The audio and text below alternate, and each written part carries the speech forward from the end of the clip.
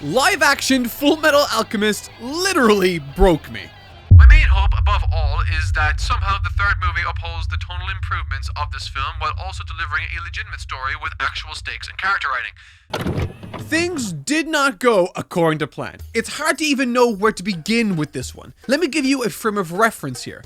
As I am writing and recording this, I watched the movie 6 days ago, and while I did do some top secret office remodeling in that time, I really just spent this entire time trying to come up with a way to talk about this movie. Usually for me, I go to watch the movie, then I write, then I record the next day. But not here. Not with this monstrosity. So strap yourselves in and strap on, folks, because whether you like it or not, we are going on Netflix's wild ride with Fullmetal Alchemist: The Final Alchemy, which is just the weirdest. I don't like the title.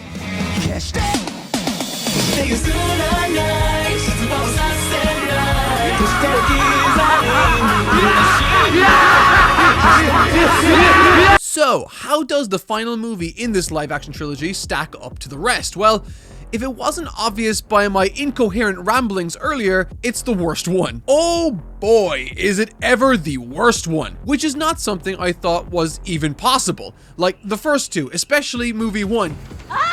Set a remarkably low bar, but somehow this movie exceeds, or rather anti-exceeds, pretty much every expectation I had going into this. Gone are the days of laughing along with the wackiness of it all. Here in its place is a truly boring, poorly made, boring, and outright unenjoyable, not to mention boring movie. But we will get to all of that in due time, so for now, let's dive in. The movie opens up with our good friend Ho-Ho being robbed in his travels. Standard manga fare so far, except, oh, look at that. It's Izumi and her husband, pivotal characters that have, up until now, just been completely ignored.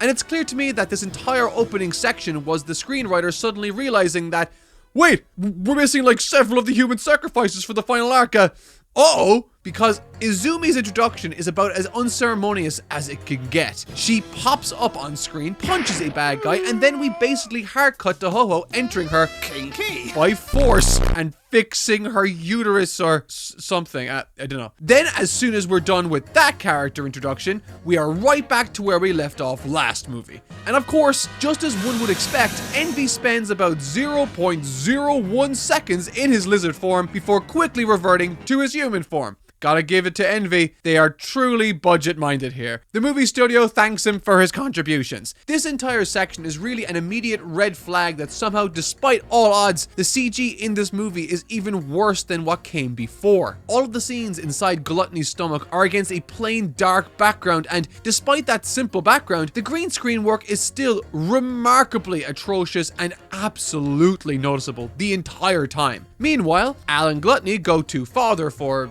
reasons, and Scar and May follow them for equally real and valid reasons, I guess. Honestly, the entire first 15 minutes is the script desperately scrambling to move chess pieces to the places they need to be to tell the story of Briggs and the Day of Reckoning. Izumi being introduced, Al and co shuffling off to father, Mustang very quickly being confronted by Wrath. It's all just one big sprint to get characters where they need to be. And you know, it's almost like I talked about this problem last video. Fullmetal Alchemist is one big, long story with no individual arcs, so the thought of splitting it not just into 3 parts, but segregating its disparate elements in an attempt to tell the story in arcs is just rife for failure and contradiction.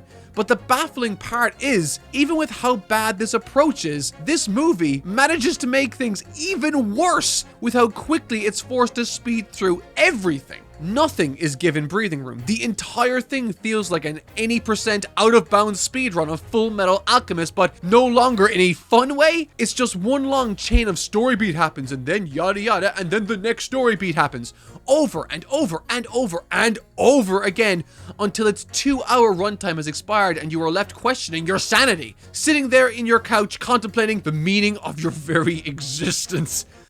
Sorry. Where was I? Oh yeah! So now via the power of Gluttony spitting the cast out with the most incredible and convincing CGI I have ever seen, might I add, everyone is in Father's throne room, expositing at one another. We get all the beats we expect, father realizing Ed is Ho-Ho's son, father deleting everyone's alchemy powers, and so on and so forth. But then, once again, the script remembers that it is still missing an element of the end, and introduces us to the one and only greed. Except, in this version, of course, greed has never ever been seen before or mentioned up until now, so how do they go about reconciling that with this introduction? Well, that's the neat part. They don't do anything. Father oozes out some McDonald's sweet and sour sauce from his head, drops it in Ling's conveniently placed cut, and then Greed just pops up like, "Hey guys, it's me, yeah, I used to exist off screen, but now I'm here, give me your body." And thus, Greedling is born, and oh man, let me tell ya, the amount of cringe anime guy vibes from Greed are immense. Dude looks like he's part of one of those TikTok cringe compilations. And also, am I going insane? Does Ling have freckles now? Does Greed carry with him the magical power of freckles? What are the implications of this? Did I miss some deep freckle lore? Oh no, I'm about to lose my mind a little, and we're only 20 minutes into the movie. Ever late to the party, Scar and May show up and perform an hilariously poor attempt at saving the day. Scar does his best Beerus impression, and May is promptly dispatched by a single unconvincing punch from Gluttony. Incredible work, folks. Scar decides to retreat and uses Al's head to ignite the dust in the air via a spark. Oh, okay. This one actually breaks my brain. Like, for one, what? But, like, even setting aside how insane that is, doesn't Scar know alchemy? We've seen him blow shit up before, so why, I don't understand. I'm moving on, whatever. Flash over to Izumi at her meat shop, where she is now on a phone call with Ed. Yeah, didn't you know? She's Ed and Al's teacher. We've established this before, right? Wink, wink. Come on, you've watched the anime. This entire movie depends on you watching the anime. It lets the anime do narrative heavy lifting. It's a joke! I hate this movie! I will say, at least, that once again, the casting and costume design remains the only steadfast element of these films. Izumi looks exactly like you would want to look in a live-action adaptation of her character, while also somehow not looking totally silly or cartoonish. It's really hard to stress how much of a diamond in the rough these costume designs are. The costume designer of this trilogy is Rie Nishihara, who was probably plucked from her work on a live-action play adaptation of Naruto titled Live Spectacle Naruto, Song of the Akatsuki. And from what I've seen, while I can't say much on the story or acting, one of the main consensuses is that the costume designs for this play are similarly the overwhelming highlight of its production. From what I can tell, they haven't done any more costume design work since these movies, but I can't help but think that they have a particular knack for adapting these wacky anime designs into live action in both a convincing and faithful manner. And so I would definitely be interested in seeing their work on a more competent production in the future. Anywho, literally one scene after chatting with Izumi in Central City, surprise, Ed, Scar, and co are now in Briggs and have uncovered Scar's brother's secret alchemy notes. No, I am not kidding. They really did just press the fast forward button on like 7 volumes of content. But you must understand, guys, we don't have time. We must quickly get over this silly little plot point and get to the real meat of this section. And that is the crew sit down and enjoy a nice meal of canned boiled bean soup. Okay, actually that's pretty damn funny. Shout out to the guy who made that in the props team. I am now officially starting my bean soup company. Click the subscribe button to invest. With their stomachs full of totally not marked branded boiled bean soup, they decipher the notes in a whopping half a second and set off to the harsh land of Briggs to stop the final plot point, or should I say transmutation circle. It's at this point we are once again introduced to some new lovely character designs in the form of Buccaneer and Olivier Armstrong. These designs really remain on point, and it drives me crazy that such talent was wasted on such shite movies. But none of that actual critique and critical thinking is important. What is important is that the live action Ed is clearly, literally medically blind. In fact, let's play a game here. This is the silhouette that Ed sees approaching him in the snowstorm. Let's all guess what we think this is. Is it A, the abominable snowman? Is it B, the Grinch of Whom Stole Christmas? Or C, very clearly a tall man with a mohawk and prosthetic arm? Aha! Trick question. The answer is D, a bear. What? Come on! In the history of all evolution and biology, has any bear ever looked like that, Ed? Like, I get it, it's a snowman, so it's a bit hard to see, but his silhouette is very clearly visible. Do you know what a bear looks like, Ed? It looks like this. This is what a bear looks like, Ed. Do you see a prosthetic arm? Someone bring me back to reality, please. After a brief stint of May and Scar uncovering the double secret of his brother's notes to the tune of some extremely James Bond sounding music, we are unceremoniously introduced to the one and only Sloth.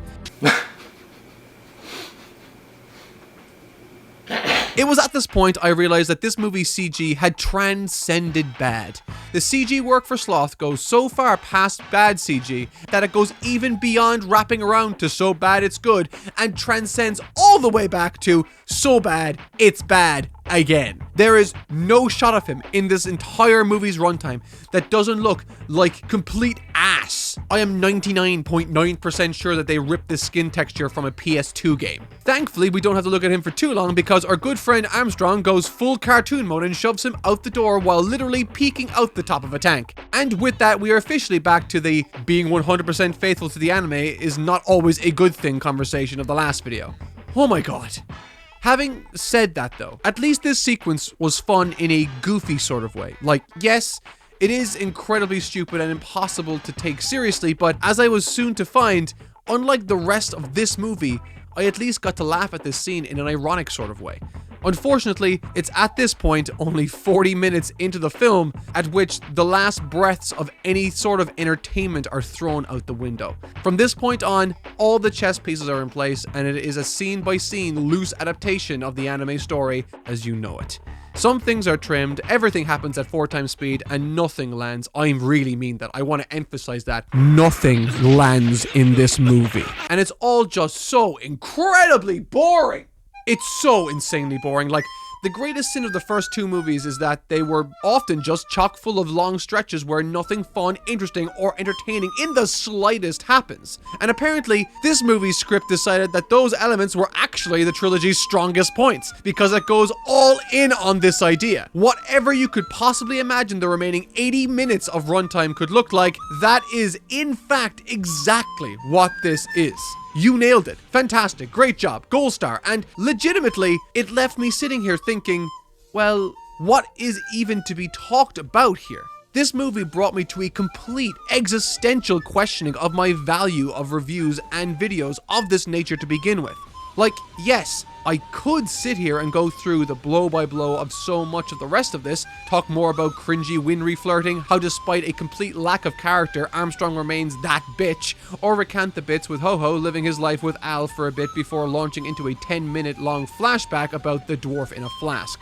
I could talk about how Salem is revealed as Pride in a completely unceremonious way without any actual build-up to the mystery, leading to the biggest dropped ball in this entire trilogy, Pride getting captured extremely easily with Al, the siege of Central City, the Armstrong versus Sloth situation, zombies, the brutal owning of Mustang versus Henry, Wrath versus Ling, etc, etc, etc. I think the reflective point I'm trying to make might be clear by now. There is nothing more worth to talk about here. It is all the same. There is absolutely nothing of value to be extracted from talking more about this movie and series as a whole. And that's exactly what I spent almost an entire week straight grappling with here, as I alluded to at the beginning of this very video. This final installment in an already abysmal trilogy has brought me to my own door of truth. It really leads me to contemplate the very nature of reviews and video essays like this. Is the actual value some sort of legitimate insight reviewers and essayists bring to the table to help the layman appreciate and understand works of fiction? I mean, I've certainly read countless books on the fundamentals and deep depths of storytelling, screenplay writing, blocking, lighting, whatever, but if that is the value of these videos, then there is indeed nothing left to be said here, because there is nothing to extract, no deeper meaning to design, no lessons or critiques to be had that I didn't already discuss in detail in the last video. But perhaps I'm wrong. Maybe the value of these videos is simply as a form of supplementary content. Folks consume a piece of media that they enjoyed and resonated with and run to YouTube to find other folks talk about in detail. I think that is the value of a lot of video essays, even the ones that purport to have deeper meaning. But again, if that is the case, I'm right back to the well-being drive for this movie. The movie adds absolutely nothing of value that isn't already existent in the original manga or anime, so what is left to say? Perhaps, I thought to myself for a while, I could just make the video simply a fun little romp through the many failings of the movie. Giggle along with the audience as we both point and laugh together at the complete failing of cinema and storytelling that is this movie. There's certainly plenty more that I didn't get to. I haven't even mentioned things like the CG on the dwarf's full form, Mustang continually forgetting that he is meant to be blind, the movie still attempting to do a greed sacrifice even though we've spent less than 10 minutes total with the character. I mean, the list goes on, but is that actually fun? At a certain point, I can only spend so long pointing and laughing before it loses its worth, before it starts to feel masochistic, not to mention deeply mean-spirited towards the folks who no doubt worked tirelessly for many years to bring these movies to our screens. At a certain point, I think the fun in that sort of thing evaporates into nothingness. So then, at the end of this 6-hour trilogy, having known long ago that these movies are bad, the greater question remains, how do I cover this? How do I cover this final, ultimately worthless finale? What is the core value of my videos? Well, I think after a lot of thinking, the answer I've come to is that in order to stay true to the core goals of this channel, to deliver you all videos that cover media and dive into them analytically and glean elements of art critique and heart from them, I have to do something I've never really done before. I have to stop here. The idea of covering half of a movie in the finale of a trilogy, no less, is definitely one of the weirdest things I've ever done on this channel, but I think almost counterintuitively, this sort of thing delivers a lot more introspective value than another 30 minutes of laughing and pointing at bad CG clips could ever offer. I think there is a real value in contemplating when to stop consuming something. So very often now, the prevailing form of content you see online is negative content that focuses on making fun of bad media. People who hate watch bad anime and post about how bad it is online. Content farming outrage videos from Twitch drama. People who have made entire careers out of stirring the pot and preying on the negative aspects of art and human connection. Negativity plays better than almost anything else. Hate generates way more response than love. Every social media website in existence not only knows this, but operates with that very motto at its very core. You can't go an inch in any direction without finding a hot take from someone online that brings absolutely no value to the conversation. And maybe all of this is just human nature, but I think it's worth rebelling against. I think there's so much more value out there to be explored, so much more deeply impactful art to look into and experience, rather than angrily point and laugh at the failures of art along the way. For every Angry Birds movie, there is an HBO's The Last of Us. For every emoji movie, there is a WALL-E. For every Morbius, there is an Everything Everywhere All at Once. The depths of human creativity are, as best as we can tell, completely endless. I mentioned in my main Fullmetal Alchemist video that the thought of the series having sat behind me for years without me knowing how special it truly was really struck a chord with me. And that thought works extremely well in contrast to this movie. If I only have one life to live, if we only have one life to live, and there is already a near infinite amount of genuinely incredible works to both consume and talk about, how can we, in our right minds, spend more time echoing on about this film or anything else being so terrible that it's funny? So, for the conclusion of this video, I'm going to take some notes from the last piece of legitimate art that touched me.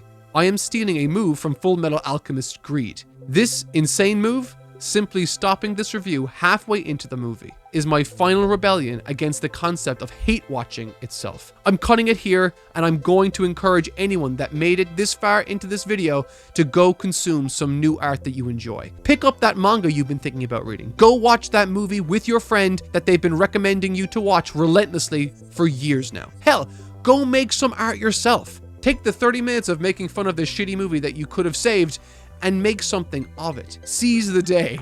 I'm gonna do the same. Maybe spend some time with my family. And the next time you see me, I'll be talking about some new pieces of art that will have no doubt given me additional insight into the world we live in. But until then, I've been Totally Not Mark. This has been a weird one, but as always, thank you so much for watching.